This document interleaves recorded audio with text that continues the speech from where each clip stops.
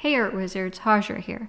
Thanks for parking your brushes with me, and today I'll be doing some DIY national park posters at postcard sizes. If the AI can do it, you can do it better and with a soul. And whether you're in person or just watching online, you'll start by taking your own local wildlife, landscape, or seascape photo, or finding some free nature photos that you like online.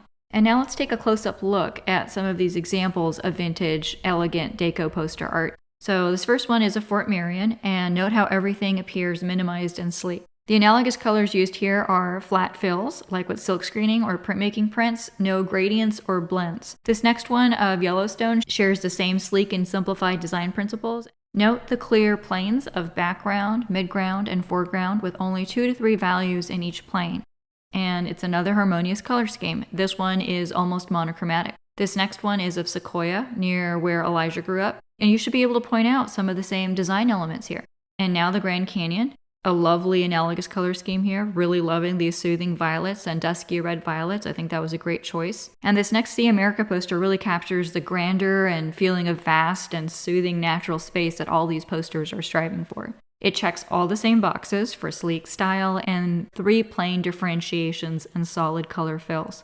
Next is this gorgeous poster supporting all national parks. This one has almost a Mary Blair style via the dry brush texture on the trees and in the water. Even that texture is writ large and doesn't read as micro edge variation. It mostly sticks to the pattern for the rest of these posters. Another amazingly designed poster is a Save Our Wildlife poster, where it follows all the aforementioned design patterns, and the font here is also to die for. And I just love how the artist had that moon reflected in the simplified water beneath the bird there. The next one is another See America poster that also uses simplified broken edges to denote water spray and edges of the foliage, similar to the texture in that earlier deer poster, which gives it a bit more variation. This next Lassen poster is very true to formula for the bulk of the park posters, and you'll find all the common hallmarks I've pointed out in previous posters in this poster. Likewise for this next poster of Zion. Many of these posters also share the grand, awe-inducing verticals, which makes sense as they are often showcasing large natural monuments. This next poster with the big horned wild sheep is one of my favorites. I love the simple, sleek design, and again, it ticks all of those boxes. Check out this last poster of some amazing cave interior. I just love that blue monochromatic color scheme and all those lofty verticals. And I'm in Santa Cruz, so I Googled to see if there were any local vintage posters. Be careful when you're looking at these results because this one's not real art, it's AI. It kind of succeeds and kind of fails, just like all AI, even the stuff that's getting better.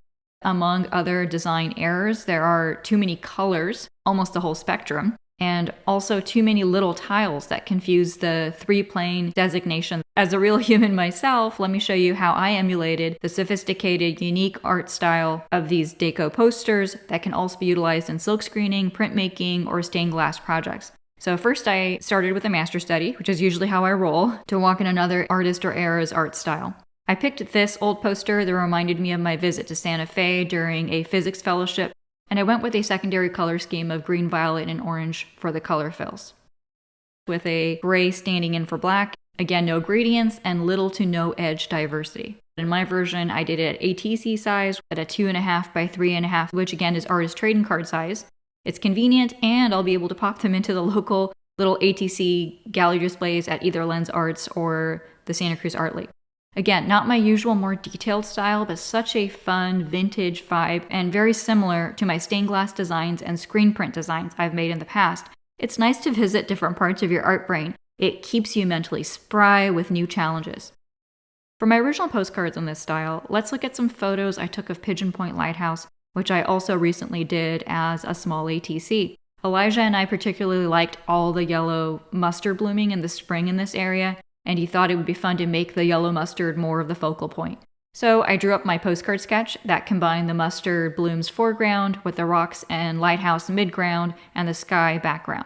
Then I did some limited color scheme swatches and tried them as gouache thumbnails. I like the violet and chromium yellow complementary scheme, but as it has no green, it makes the mustard read as sand dunes or dirt. So I went with a lemon yellow, which is closer to the mustard flowers anyway, and Smyrna blue, analogous color scheme on the left side instead. I added a black as my neutral to extend my dark value range for the rocks, and the yellow and blue make a nice mellow green.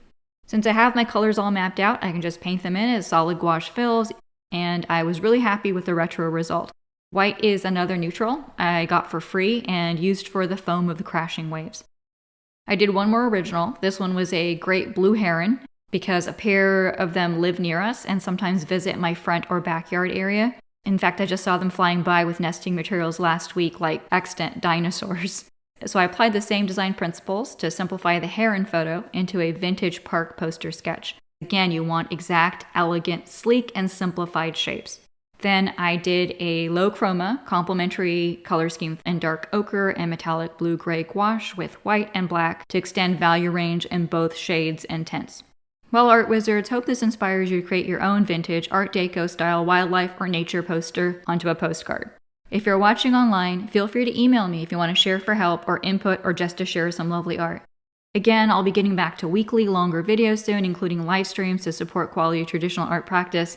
Subscribe and see my website for all my links on one page, including my upcoming classes and videos. As always, wishing you all epic art adventures.